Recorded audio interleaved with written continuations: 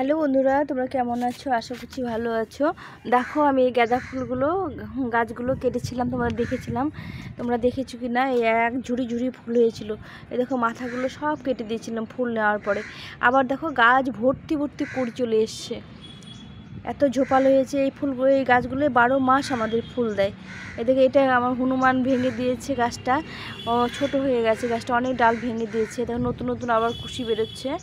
এগুলো থেকে প্রতিটা দেখো কুশিতে কুড়ি চলে এসছে। আর এই দেখো, এই গাছগুলো একটা ডাল ছিল কেটে দিয়ে এখন কতগুলো দেখো কুড়ি হয়েছে। দেখো কি বড় বড় কুড়িগুলো হয়েছে। এখানে এই গাছটা দেখো কত কুড়ি ভর্তি হয়েছে, কুড়িগুলো কি বড় বড় হয়েছে।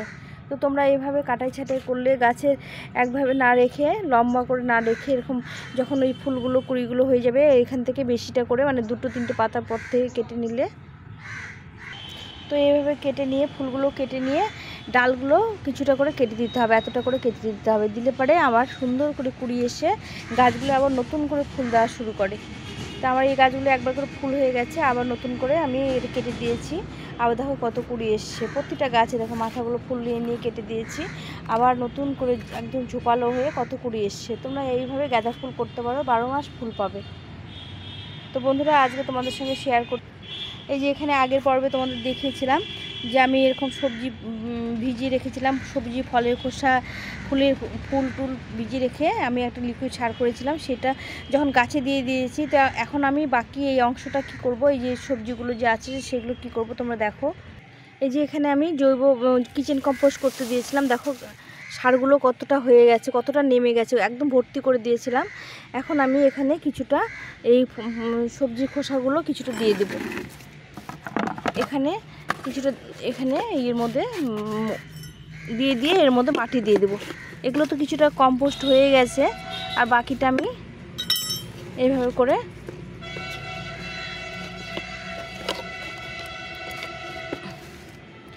এরপরে দিয়ে দেবো। এইভাবে করে সবটা, এটা ভেজা আছে, এটা আস্তে আস্তে মাটি দিলে শুকিয়ে যাবে। এই যে এখানে মাটি করেছি, এখানে শুকোতে দিয়েছিলাম মাটিগুলো।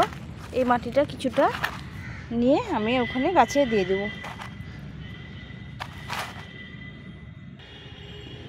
এই মাটিটা কিছুটা দিয়ে দেবো, তাহলে আবার এগুলো সুন্দরভাবে কম্পোস্ট, এইভাবে করে আমি এটা ভর্তি করে দিয়ে দেবো। আর বন্ধুরা দেখো, এখানে আমি গোবর রেখেছি, শুকনো গোবর, একদম শুকনো, এই যে খটখটা হয়ে গেছে।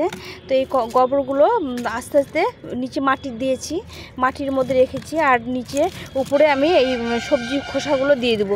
দিলে কি হবে, গোবরগুলো আস্তে আস্তে নরম হয়ে একদম ঝুরঝুরে হয়ে যাবে, গাছের মধ্যে ব্যবহার করার মতো হবে। এইভাবে করে আমি গোবরগুলো সার তৈরি করছি। দেখো এগুলো কতটা ঝুরঝুরে হয়ে গেছে। দেখো এখন আমি এই সবজি খোসাগুলো আমি এখানে দিয়ে দেবো।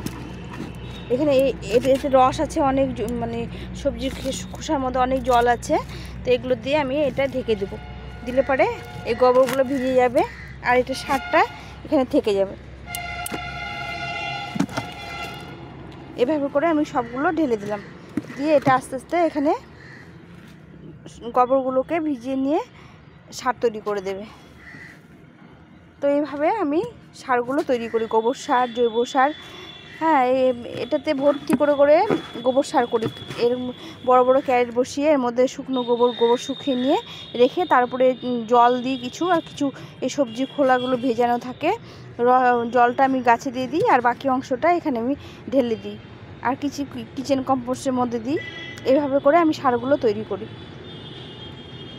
তো বন্ধুরা, এই আমার আদা করেছিলাম বা বিভিন্ন গাছের কিছু মাটি জড়ো হয়েছে, সেই মাটিগুলো আজকে আমি চুন দিয়ে রেখে দেবো, রোদ্রে রেখে দেবো। মাটিগুলো আবার নতুন করে তৈরি করব। এই যে এই মাটিগুলো গাছ হয়েছিল, আদা গাছ, এই মাটিগুলো সব তুলে নেব। এই বস্তার মধ্যে আমি করেছিলাম, তো মাটিগুলো অনেক ক্ষয়ে গেছে। এখন একটু চুন দিলে পারে মাটিগুলো আবার নতুন করে তৈরি হবে।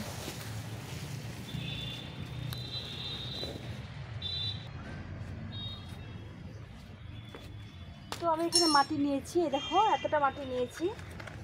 মাটিগুলো এখন আমি চুন মেশাবো, দিয়ে রোদে দেবো, কারণ এই মাটিগুলোকে আবার শোধন করে আবার গাছ লাগাবো। এগুলো অনেক সার টার খেয়ে গেছে, এগুলো তো এখন গাছ ভালো হবে না। তো আমি এখানে এই যে খাওয়ার চুন নিয়ে এসেছি, এই চুনটা 1 চামচ মতো, এরকম 1 চামচ মতো এই মাটির মধ্যে জলের মধ্যে গুলে নেব। এর ভালো করে গুলে নিতে হবে, হাত দিয়ে গুলে নেব। এই করলে মাটিগুলো আবার গাছ লাগানোর উপযুক্ত হবে। মাটিগুলো সার খোল সব খেয়ে গেছে, এগুলো গাছ রিপোর্ট করেছিলাম, সেই মাটিগুলো জড়ো করেছি সব। তো এখন আমি চুনগুলো, যেহেতু ভেজা চুন, এটা গুলে নিতে হবে। গুলে নিয়ে এই জলটা মাটির মধ্যে দিয়ে মাটিটা মেখে দিতে হবে। এভাবে গুলে নিয়ে আমি মাটির মধ্যে দিয়ে দেবো।